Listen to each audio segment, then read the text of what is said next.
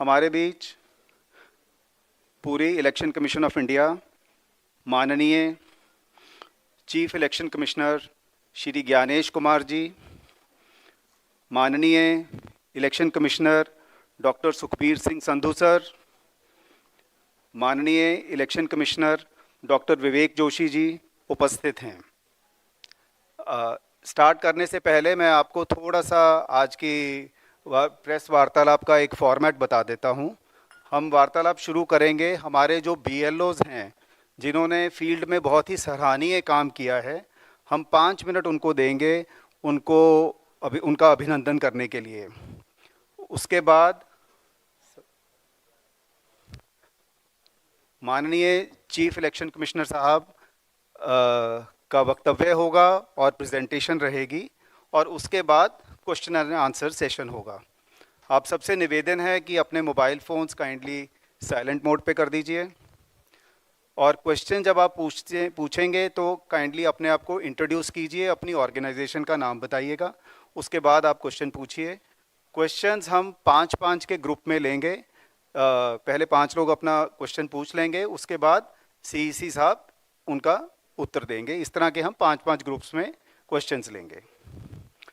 तो मैं निवेदन करता हूं कि जो हमारे BLOs सारी बिहार के डिस्ट्रिक्ट्स के हमारे बीच में हैं वो आएँ।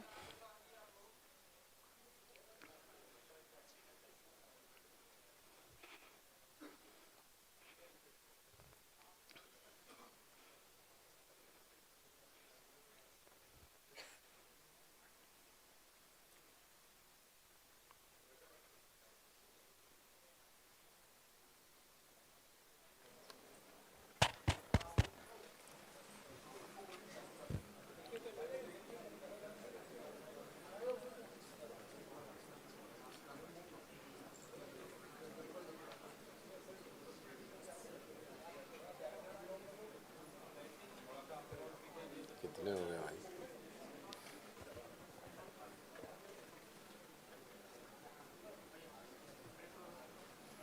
मैं CEC साहब से निवेदन करूंगा कि हमारे BLOs के लिए 2 शब्द कहें।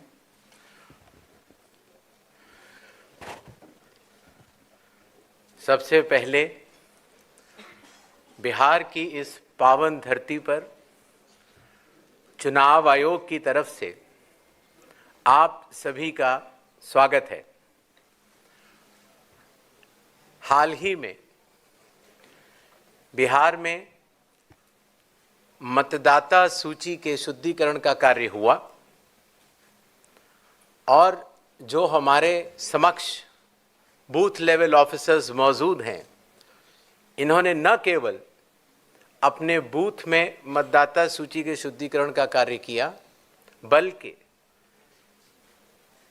इन लोगों के साथ साथ बिहार के 90,217 बूथ लेवल ऑफिसर्स ने एक ऐसा कार्य किया जो कि पूरे देश में अनुकरणीय है। मैं निवेदन करूंगा कि करतल ध्वनि के साथ हमारे इन योद्धाओं को प्रोत्साहन दिया जाए।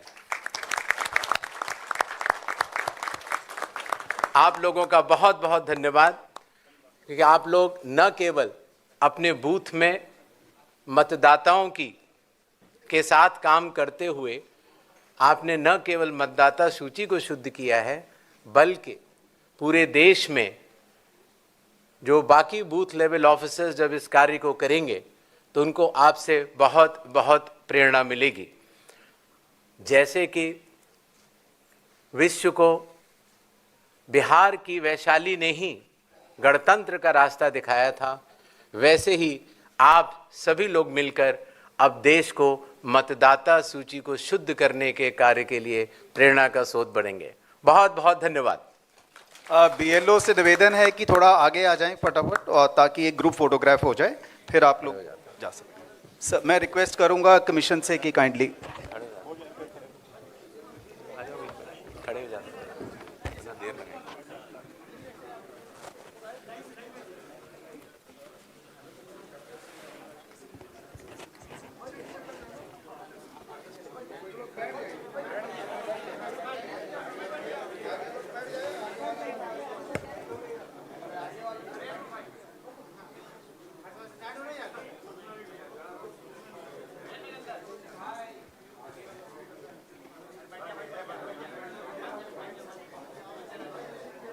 धन्यवाद। बीएलओ से निवेदन करूंगा कि वो अपनी चलिए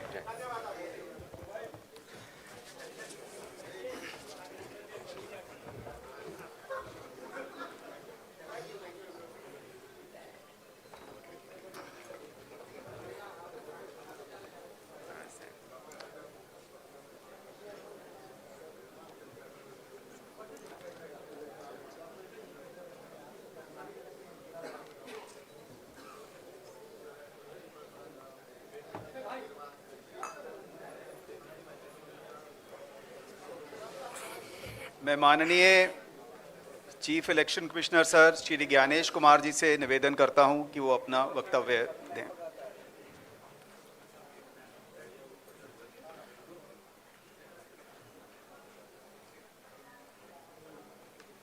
ऑनरेबल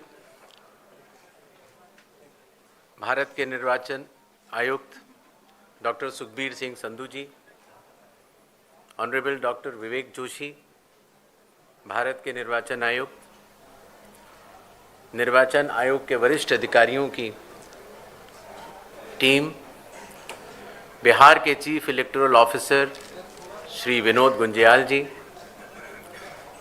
और बिहार की इस पावन भूमि के हमारे मीडिया सहकर्मी, हम सबसे पहले भारत के सभे मतदाता के अभिनंदन करतानी आ विशेष गहन पुनरीक्षण अभियान SIR के सफलतापूर्वक संपन्न करावे खातिर रउआ सभे के कोटि कोटि आभार आ धन्यवाद जतावत बानी। भारत निर्वाचन आयोग की तरफ से बिहार के सब मतदाता सभक अभिवादन करैत छी। आपके माध्यम से मैं बिहार के सभी मतदाताओं से यह आह्वान करता हूं कि आइए, जिस तरह से हम अपने त्योहारों को उल्लास और श्रद्धा से मनाते हैं और विशेष रूप से बिहार की छठ पूजा जैसे महान लोक पर्व को पूरे उत्साह व आस्था से मनाते हैं, उसी तरह से लोकतंत्र के चुनाव के इस महापर्व को भी उत्सव की तरह मनाएं। अपनी भागीदारी सुनिश्चित करें, जिम्मेदारी निभाएं और मतदान अवश्य करें। अपना भागीदारी पक्का करी, जिम्मेदारी निभाएं, आप वोट जरूर करें। धन्यवाद। अब हम आपके समक्ष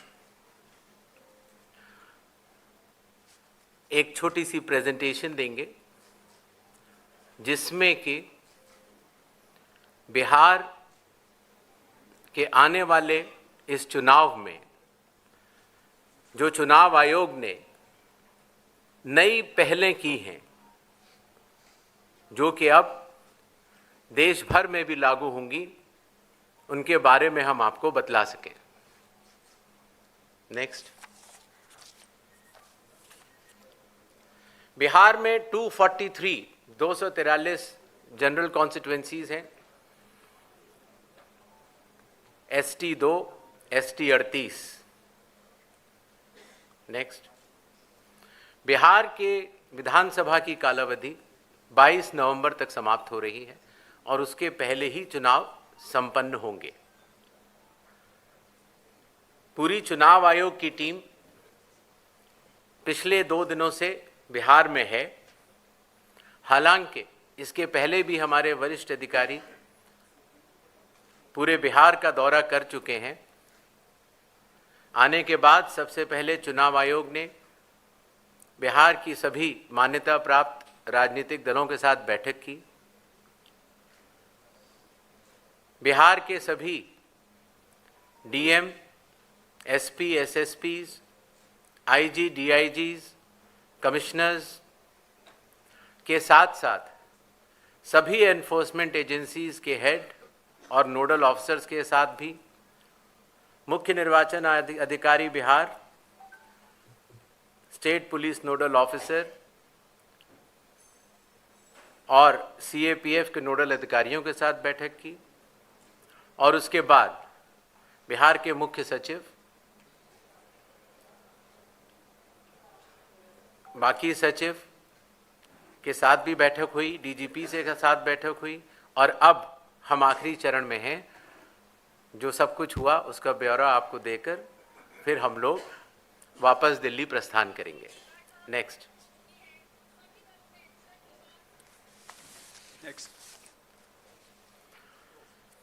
बिहार से शुरू होने वाली कुछ पहलों में सबसे पहले परिशीलन, ट्रेनिंग। बूथ लेवल एजेंट्स की पहली बार चुनाव आयोग ने ट्रेनिंग की और बिहार के सभी बूथ लेवल एजेंट्स 1 की ट्रेनिंग कुछ माह पूर्व ही दिल्ली में संपन्न हुई। साथ ही साथ बूथ लेवल ऑफिसर्स की भी ट्रिपल आईडीएम में ट्रेनिंग हुई और अभी तक देश भर के लगभग 700 बूथ लेवल ऑफिसर्स और सुपरवाइजर्स की ट्रेनिंग पूरी की जा चुकी है। साधारण तौर से पुलिस ऑफिसर्स की ट्रेनिंग जिला या स्टेट में ही होती थी, लेकिन इस बार एक मानक के तौर पर उसको दिल्ली में भी ट्रेनिंग शुरू की गई। मतदाता सूची, इसमें सबसे बड़ी पहल रही विशेष गहन परीक्षण अर्थात स्पेशल इंटेंसिव रिवीजन। ये कार्य 24 जून 2025 से शुरू हुआ और कालावधि पूर्ण होने से पहले ही समयबद्ध तरीके से सभी मतदाताओं के सहयोग के साथ समाप्त हुआ। जो बूथ लेवल ऑफिसर्स, निर्वाचक पंजीयक अधिकारी जो इतनी मेहनत के साथ ये कार्य करते हैं, उनके मानसिक मोटिवेशन के लिए उनका रिन्यूमरेशन भी बढ़ाया गया। काफ़ी वर्षों के बाद ये पहली बार हुआ और ख़ास तौर से ईआरओज़ और एईआरओज़ को पहली बार ऑनरेडियम देने की व्यवस्था की गई। पहले ये बात सुनने में आती थी कि वोटर कार्ड मिलने में बहुत देरी होती है, इसलिए चुनाव आयोग ने वोटर कार्ड के वितरण की हर चरण की एनालिसिस करते हुए अब उसको 15 दिन के अंदर हमारे मतदाता को मिल जाए, ऐसी व्यवस्था की। बूथ लेवल ऑफिसर्स को जब वो मतदाता के पास जाएं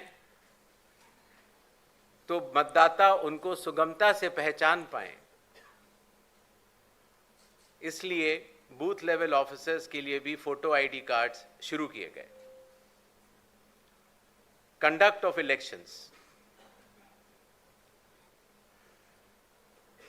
विकास की गति के साथ चलते हुए हर जगह ये समस्या मतदाता लोग बताते थे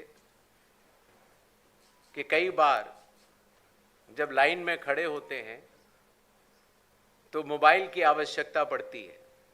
आजकल मोबाइल कोई नहीं छोड़ना चाहता, तो इसलिए बूथ के कमरे के ठीक बाहर मोबाइल जमा कर अपना वोट देने के बाद ठीक बाहर आएं और अपना मोबाइल ले जाएं। ऐसी व्यवस्था की ट्रायल की जा चुकी है पिछले बाई इलेक्शंस में और बिहार में ये पूरे राज्य में लागू होगा, सभी 90,000 पोलिंग बूथ पर। फिर एक बात ये भी समझ में आई कि जो मतदाताओं को वोटर इंफॉर्मेशन स्लिप दी जाती है, जिससे कि उनको पता लग जाए कि ये बूथ कहाँ पर है और अगर चाहें तो पहले भी जाके देख सकते हैं, उसमें बूथ की संख्या और पता बड़े फॉन्ट में, अगर आप देखेंगे इसमें तो लाल रंग से उसमें चौकोर किया हुआ है, तो बड़े फॉन्ट पर आप दूर से ही देख सकते हैं, जिससे कि आप अपने मतदान केंद्र में बड़ी सुगमता के साथ जा सकते हैं। इलेक्शन कमीशन ने टेक्नोलॉजी का सहारा कई वर्षों से लिया हुआ है। धीरे धीरे करते करते लगभग 40 एप्लीकेशंस बन चुकी थी, जिसको कि हर मतदाता को या स्टेक होल्डर को बार बार अलग अलग लोड करना पड़ता था। इसलिए सबको मिलाकर एक कंप्यूटर प्लेटफॉर्म तैयार किया गया, जिसका नाम है one stop digital platform ECI net. इसका प्रोग्रेसिव इम्प्लीमेंटेशन अभी जारी है और बिहार में इसको लागू भी किया जाएगा, और इसके बाद भी अगर कोई काम बचेगा तो उसको पूर्ण करेंगे। कई बार ये बात भी आती थी कि चूंकि पोलिंग स्टेशंस पर मतदाताओं की संख्या 1500 या उससे अधिक हो जाती थी, तो बहुत लंबी लंबी क्यूज लग जाती थी, और ख़ास तौर से आखिरी घंटों में क्यू को मैनेज करना मुश्किल भी हो जाता था। इसलिए चुनाव आयोग ने संयुक्त निर्णय लिया कि अब बिहार से शुरू होकर पूरे देश तक किसी भी मतदान केंद्र में 1200 से ज़्यादा वोटर नहीं होंगे, जिससे कि वोट डालने में हमारे मतदाताओं को सुविधा मिले। कानून के अंतर्गत कैंडिडेट्स पोलिंग बूथ के कुछ दूरी के बाहर अपने बूथ्स लगाते हैं। कई बार वो लोग भी मतदाताओं को सहूलियत देने के लिए उनका मार्गदर्शन करते हैं कि आपका बूथ ये वाला है या उस कमरे में है। तो पहले ये काफ़ी दूर लगाने की अनुमति होती थी, अब 100 मीटर की दूरी पर पोलिंग स्टेशन से हर प्रत्याशी अपने बूथ लगाने के लिए स्वतंत्र है। पहले ये बात भी आती थी कि जो वेबकास्टिंग है, जो पोलिंग बूथ के अंदर जो वेबकास्टिंग होती है, वो कहीं 50% या कम से कम 50% या 60% बूथों पर होती थी, और अब बिहार से शुरू होकर पूरे देश में जब भी चुनाव होंगे 100% वेबकास्टिंग हर पोलिंग स्टेशन पर की जाएगी। कई बार प्रत्याशियों ने ये बात कही कि जब ईवीएम पर जो बैलेट पेपर या कागज लगता है, उसमें जो उनकी फोटो आती है वो ब्लैक एंड वाइट होती है, और इसलिए मतदाता को पहचानने में कई बार दिक्कत हो जाती है। हालांकि चुनाव चिन्ह तो रहता है, और साथ ही साथ ये भी बात आई कि सीरियल नंबर भी बड़ा होना चाहिए। तो इसलिए बिहार के चुनाव से शुरू करके पूरे देश में अब सीरियल नंबर का फॉन्ट भी बड़ा होगा, और प्रत्याशियों की फोटोग्राफ वो कलर्ड फोटोग्राफ लगाई जाएंगी। मतगणना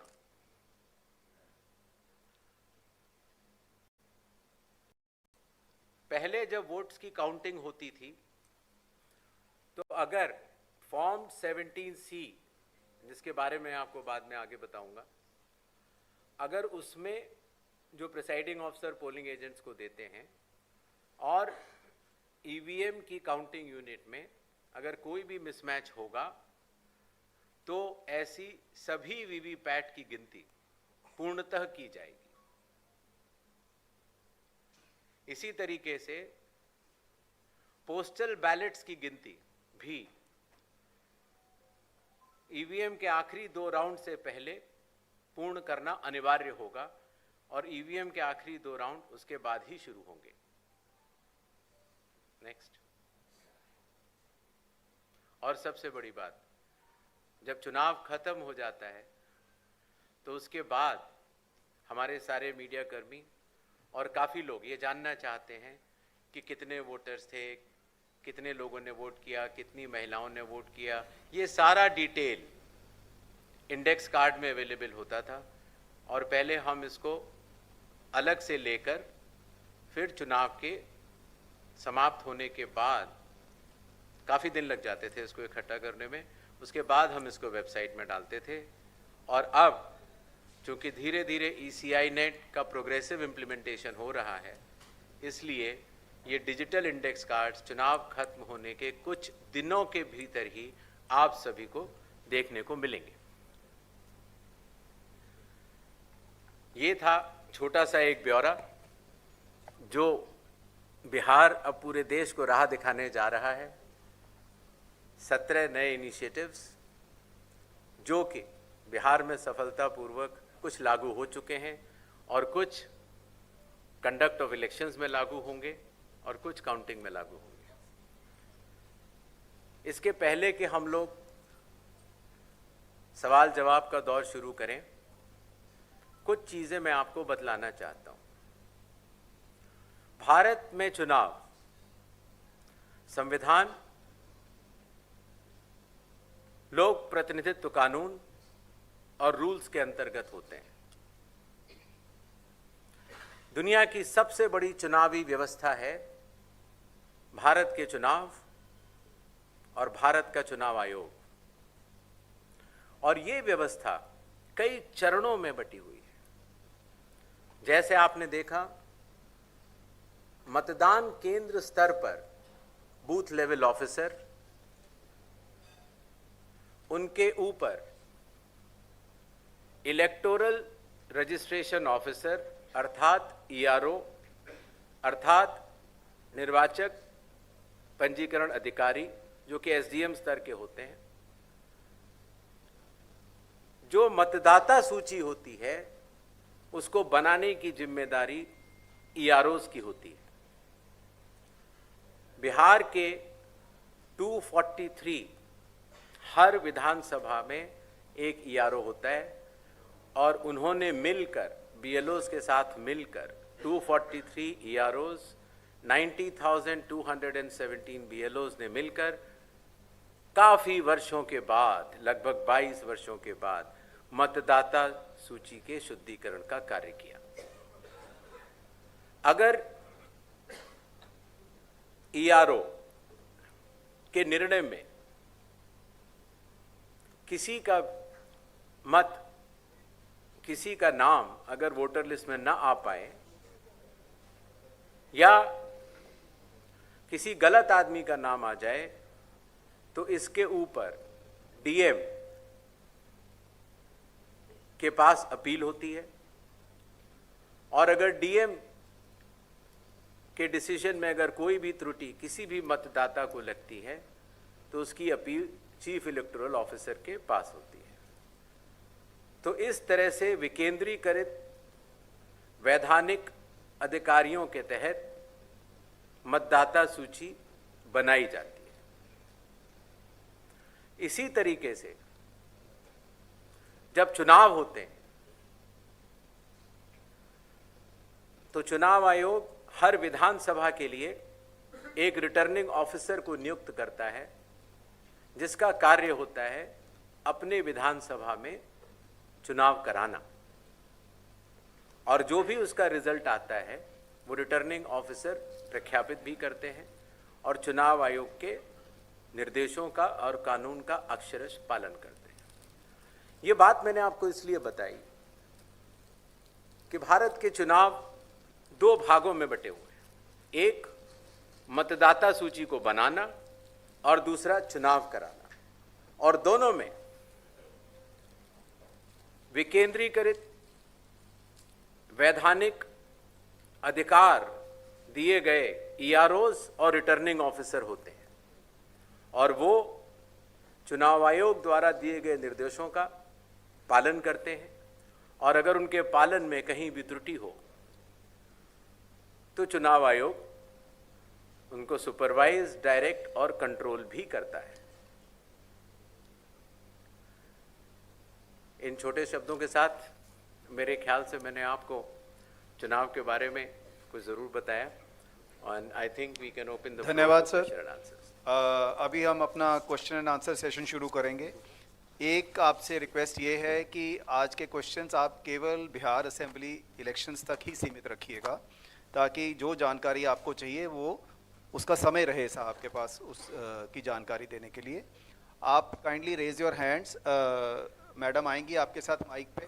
आपका क्वेश्चन लेंगी। हम पहले 5 क्वेश्चन लेंगे, फिर उसके बाद फिर 5 क्वेश्चन, इस तरह चलेंगे। मैडम दीजिए इधर।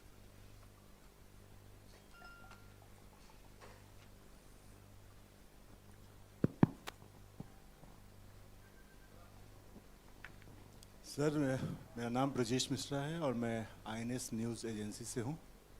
सवाल ये है कि जिस तरीके से बिहार में शुद्धिकरण का काम किया गया और बहुत सारे आरोप लगे, तो और राहुल गांधी ने, नेता विपक्ष हैं, उन्होंने वोट चोरी तक का आरोप लगाया और फिलहाल वो कोलंबिया घूम रहे हैं। ऐसे में आप कितना सीरियस उनके आरोपों को लेते हैं और उनके एटम बम, नाइट्रोजन बम और हाइड्रोजन बम से आयोग कितना घायल महसूस कर रहा है?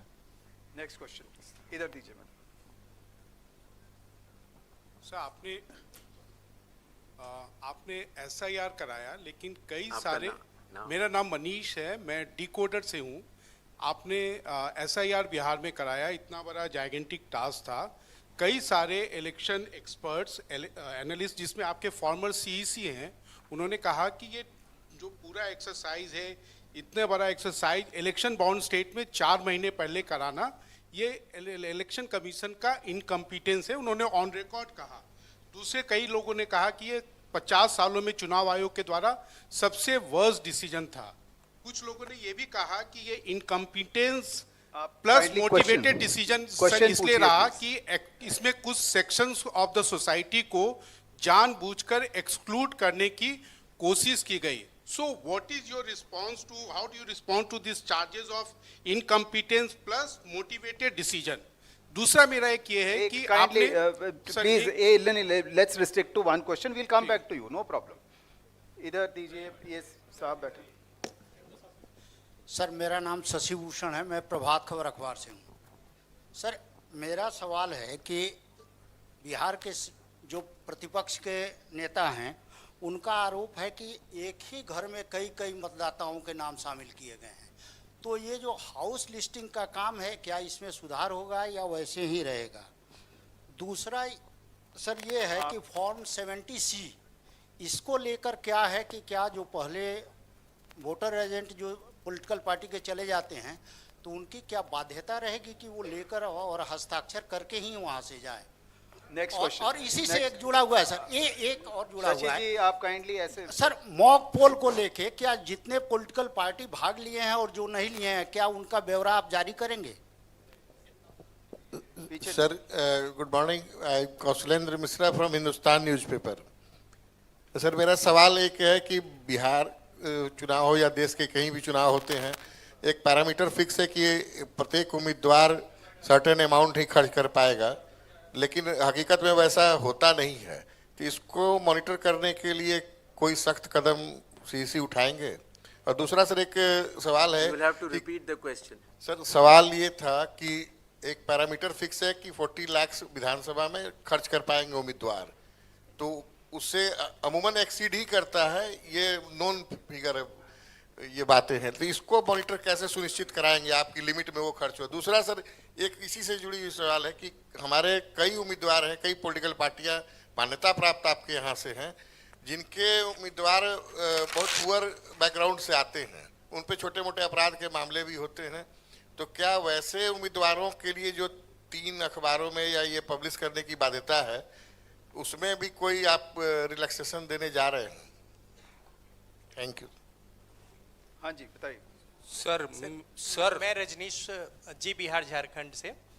और सर, एक सवाल है कि जो बिहार सरकार अभी जो गणना कराई थी यहाँ पे, उसमें सेक्स रेशियो जो है 914 था प्रति 1000 पुरुष पे महिलाओं की जो संख्या, और अभी आपकी ओर से जो एसआईआर हुआ है तो उसमें ये संख्या घट गई है। तो क्या महिलाओं के नाम कटे हैं ज़्यादा या फिर जुड़ नहीं पाए हैं प्रॉपर? इसमें जो अंतर है, इसमें क्या वजह है? Sir Brajkishore We'll come to the Dubey, next round. Sir Brajkishore नहीं, दुबे, प्लीज प्लीज अभी आंसर लीजिए, फिर नेक्स्ट राउंड में सर एक सवाल ले लिया जाए। आते हैं हम, नेक्स्ट राउंड में आते हैं आपके पास, नो प्रॉब्लम। सबसे पहले 17C के बारे में बतलाना चाहूंगा, मॉक पोल और 17C। हर मतदान केंद्र पर मतदाताओं द्वारा मतदान होने से पहले एक मॉक पोल होता है और मॉक पोल में प्रत्याशियों द्वारा नामित पोलिंग एजेंट्स के समक्ष ईवीएम और वीवीपैट, ईवीएम में पोलिंग की जाती है और वीवीपैट से उसका मिलान किया जाता है। मॉक पोल करना आवश्यक होता है जिससे कि पारदर्शिता का अनुभव हमारे प्रत्याशियों के पोलिंग एजेंट्स भी कर सकें।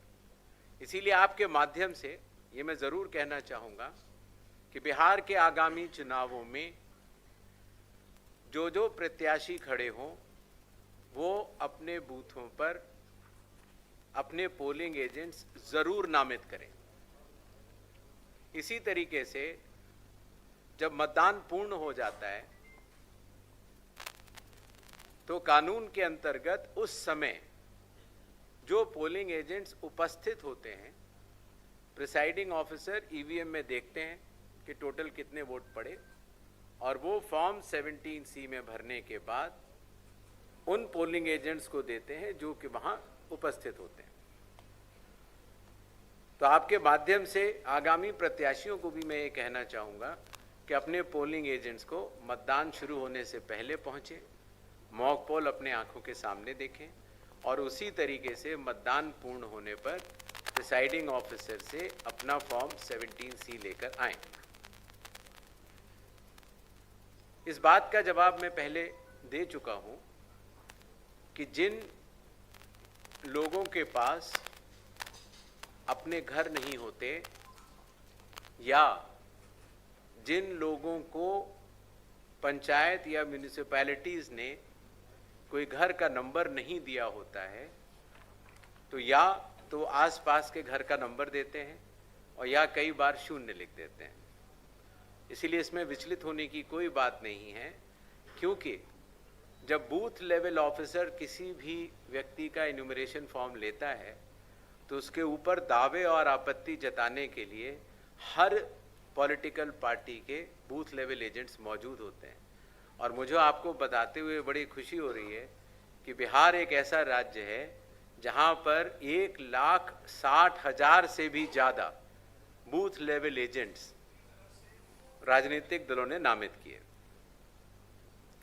जहां तक स्पेशल इंटेंसिव रिवीजन चुनाव के पहले कराए जाने के निर्णय की बात है, तो अगर आप लोक प्रतिनिधित्व कानून के हिसाब से अगर चलेंगे तो रिवीजन हर चुनाव के पहले चुनाव आयोग को कराना लॉफुल है और लॉ के अंतर्गत कराना ही होता है।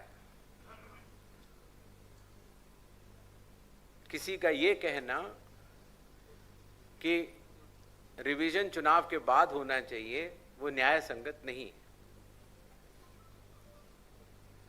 एक और विषय आया कि जब हमारे बूथ लेवल ऑफिसर्स ने घर घर जाकर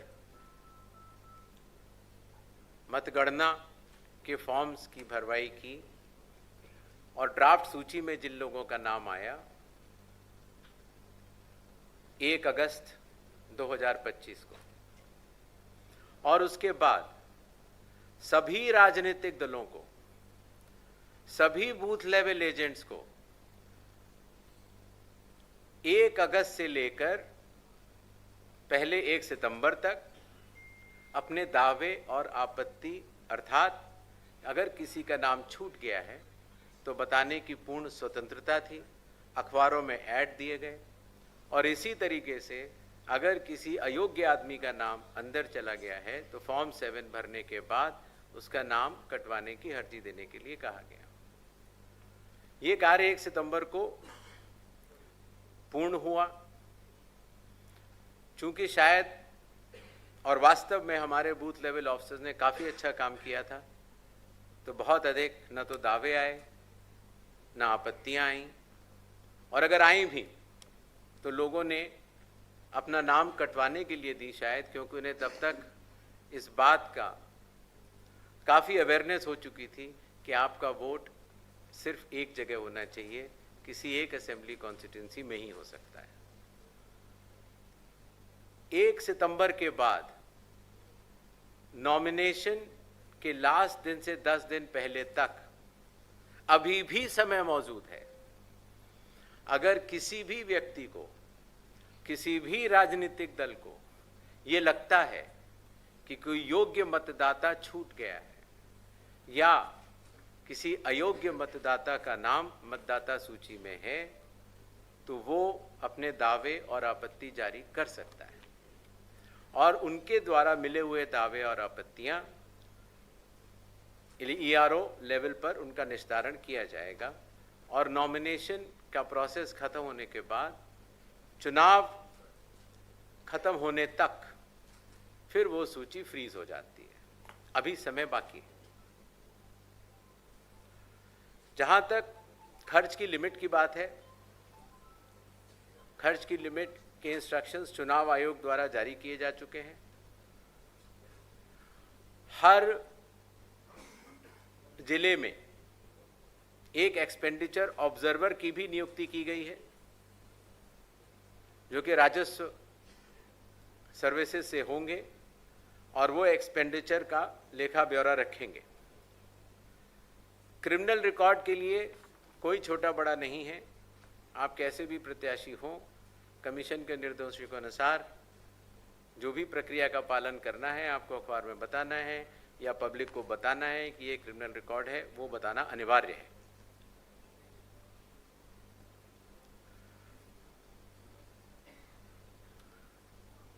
SIR की प्रक्रिया पर हालांकि सोशल मीडिया पर कुछ बातें कही जरूर गई, लेकिन एक ये बात भी सत्य है कि बिहार के लगभग 7 करोड़ 42 लाख मतदाताओं ने इसका स्वागत भी किया है और बढ़ चढ़कर हिस्सा लिया है। इसीलिए आपके माध्यम से बिहार के सभी मतदाताओं का मैं बहुत बहुत धन्यवाद भी करना चाहता हूँ। नेक्स्ट इधर दीजिए, वो पीछे दीजिए। हाँ, नमस्ते, मेरा नाम पुष्यमित्र है, मैं इंडिया टुडे से हूँ। मैं ये जानने में मतलब मेरी रुचि रही जब फाइनल ड्राफ्ट रोल आ गया कि क्या बिहार में SIR के बाद कुछ विदेशी नागरिक ऐसे मिले जिन्होंने अपना वोटर ID बना रखा था, लेकिन मुझे ये जानकारी किसी भी प्रेस रिलीज में नहीं मिली, पूछने पर भी नहीं मिली। क्या कुछ विदेशी नागरिक मिले हैं? क्योंकि ये बड़ा मुद्दा बिहार के चुनाव में बनता नजर आ रहा है। खासतौर पर बड़े नेता आके यहाँ कहते हैं कि घुसपैठियों को हटाने के लिए SIR किया गया है। तो 2 सवाल हैं, क्या घुसपैठियों को हटाने के लिए SIR हुआ था और क्या घुसपैठिए मिले? Thank you. इधर दीजिए। ब्रजकिशोर दुबे, दैनिक भास्कर से। सर, हमारा ये 2 पॉइंट पर सवाल है कि SIR के दौरान विदेशी मतदाता कितने मिले बिहार में। दूसरा सवाल है सर कि इसमें कि कब तक और कितने लोगों को वोटर कार्ड जारी किया जाएगा। Next question please. मैडम वो पीछे दीजिए।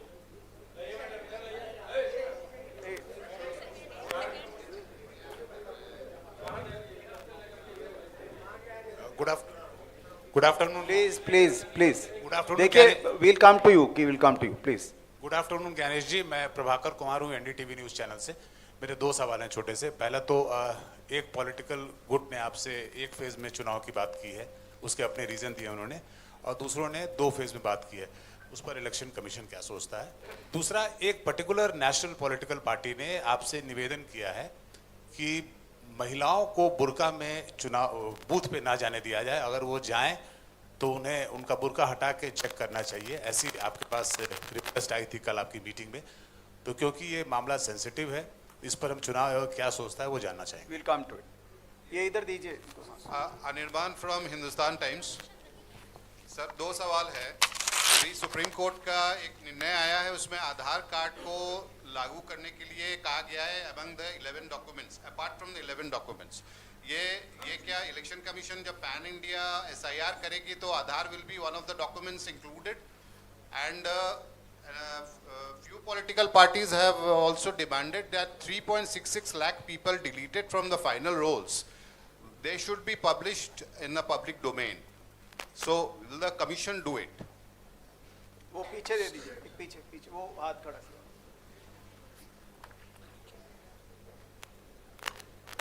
मैं प्रशांत झा हूँ जी न्यूज से।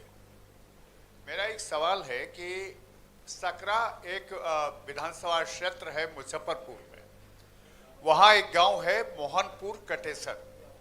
पूरा गांव हिंदू का है और उस पूरे गांव में लगभग 100 मुस्लिमों के नाम जोड़ दिए गए।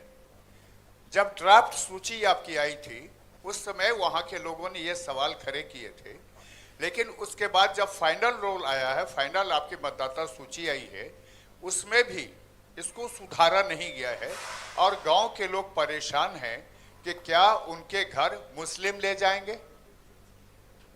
Sir,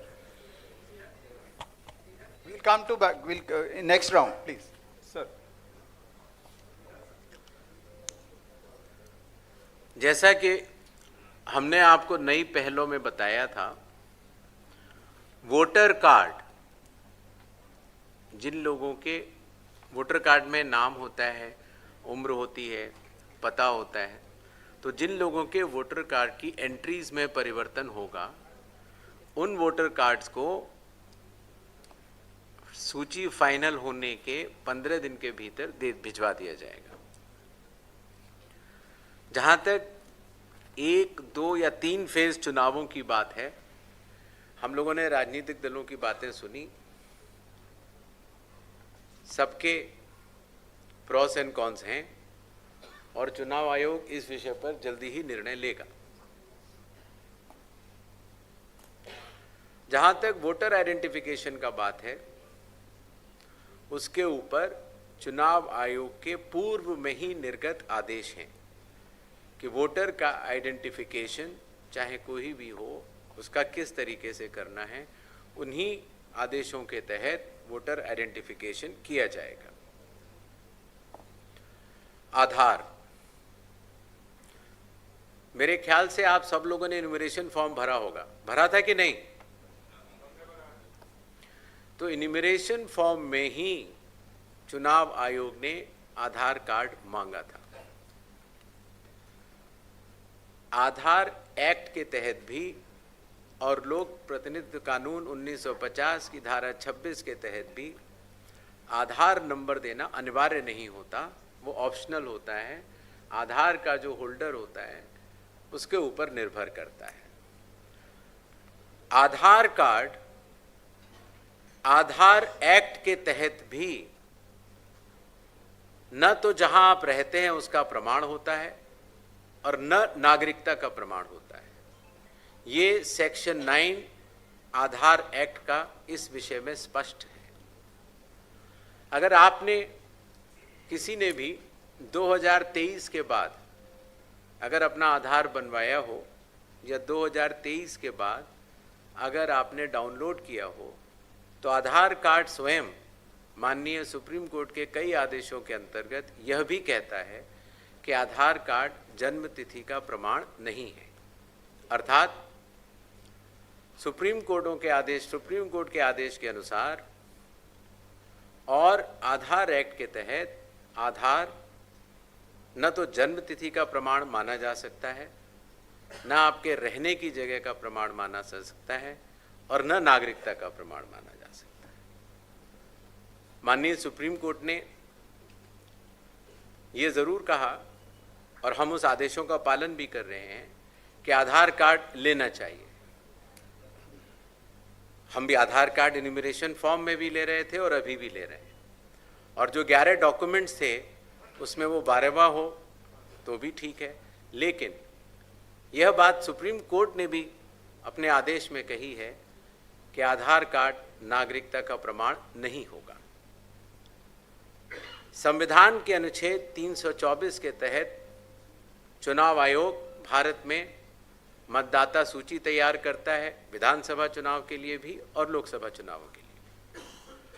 और संविधान के अनुच्छेद 326 के अनुसार किसी भी मतदाता की पात्रता की पहली शर्त है कि वो भारत का नागरिक हो, उस बूथ के आसपास का निवासी हो और 18 वर्ष के ऊपर। तो 18 वर्ष के ऊपर की आयु का प्रमाण आधार नहीं होता। जिस इलाके में आप रहते हैं, जहां आपकी रिहाइश है, जो पता आपका आधार कार्ड में लिखा होता है, वो आधार एक्ट के अनुसार वो उसका प्रमाण नहीं होता। आधार एक्ट का सेक्शन 9 ये कहता है कि आधार नागरिकता का प्रमाण नहीं है। आधार पहचान का प्रमाण है और पहचान भी आवश्यक है कि आप हैं, और आधार आवश्यक भी है पहचान के लिए।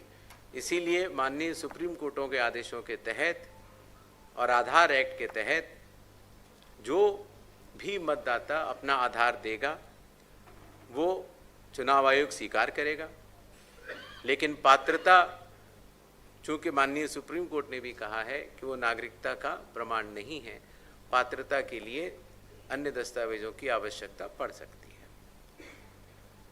जहाँ तक मोहनपुर गांव में एक विषय भाई ने रेज किया था, तो मैं सीईओ बिहार से कहना चाहूँगा कि इसकी जांच करवा लें कि इसकी सत्यता क्या है, और जो भी पारदर्शी तरीके से उस सत्यता का क्रियान्वयन हो सकता है उसको समय परिधि के भीतर कर दें, नॉमिनेशन के 10 दिन से पहले। एक और विषय आया कि कितने नाम कटे। जितने भी नाम कटे आप सबको पता है। हर ईआरओ ने जब अपनी विधानसभा की सूची शुद्ध की और उसके बाद क्लेम्स एंड ऑब्जेक्शंस का पीरियड रहा, और उसके बाद 1 सितंबर से 30 सितंबर तक वेरिफिकेशन का पीरियड रहा,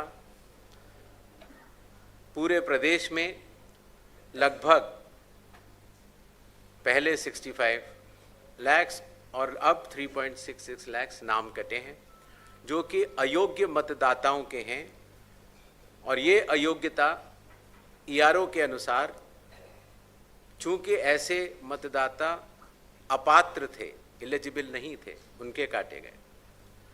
और इनके ऊपर अपील जिला मजिस्ट्रेट के पास अभी भी उपलब्ध है।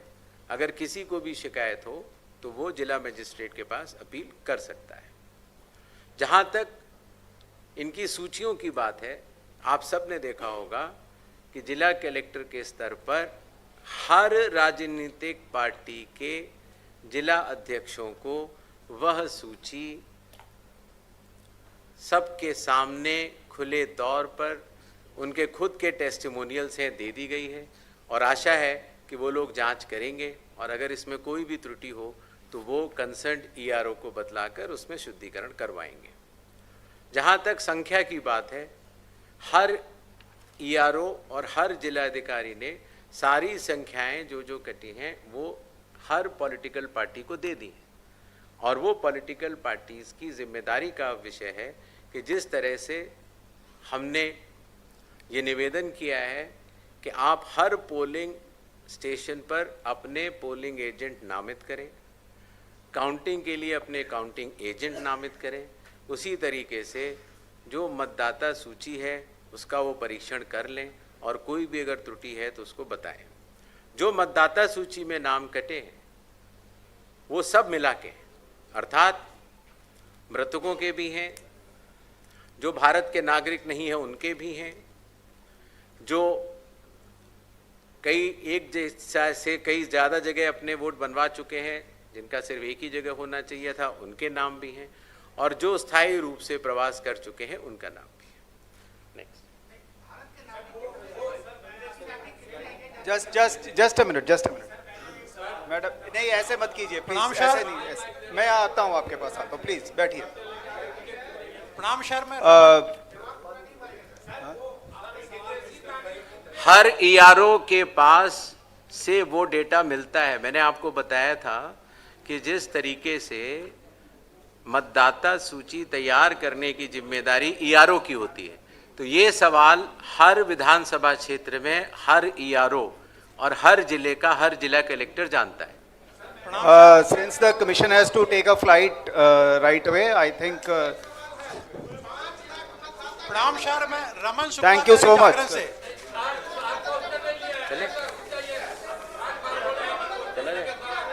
अभी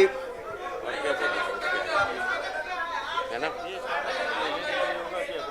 चलिए एक पांच और प्लीज प्लीज प्लीज, अच्छा आप बताइए पांच सवाल और। काइंडली, देखिए केओस मत, आप बताइए, मैं आप सर बताइए। रमन शुक्ला दैनिक जागरण से। मैडम ये साहब को दे दो।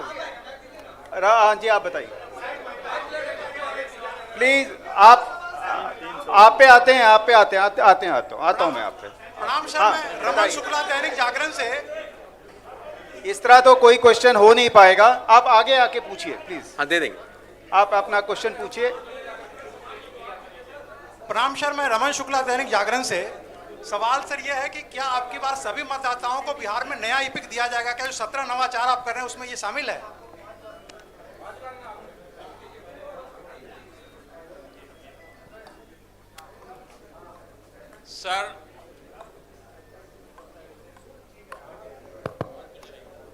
सर हम लोग 40 वर्ष से नाम। वोट दया शंकर तिवारी इंडियन पंच से बोल रहे हैं। 40 वर्ष से हम वोट दे रहे हैं और देख रहे हैं कि इलेक्शन में सुधार।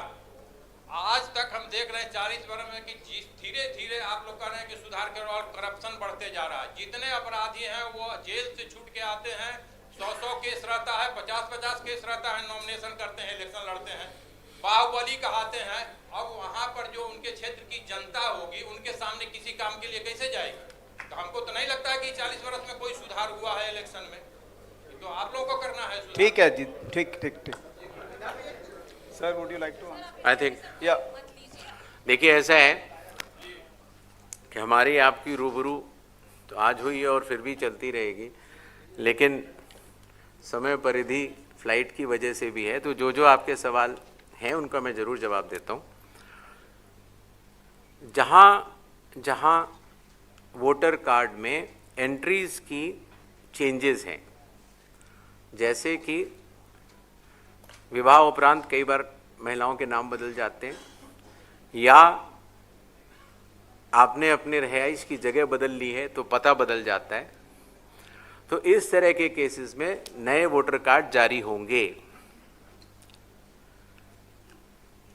जहां तक जेल के अपराधियों की बात है,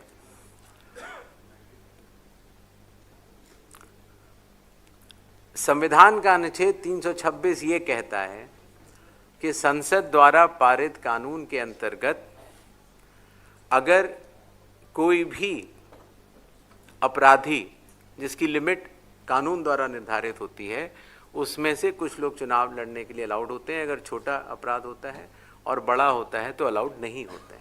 तो उस कानून के अनुपालन में ही चुनाव आयोग ये निर्धारित करता है कि कौन अब चुनाव लड़ सकता है और कौन नहीं।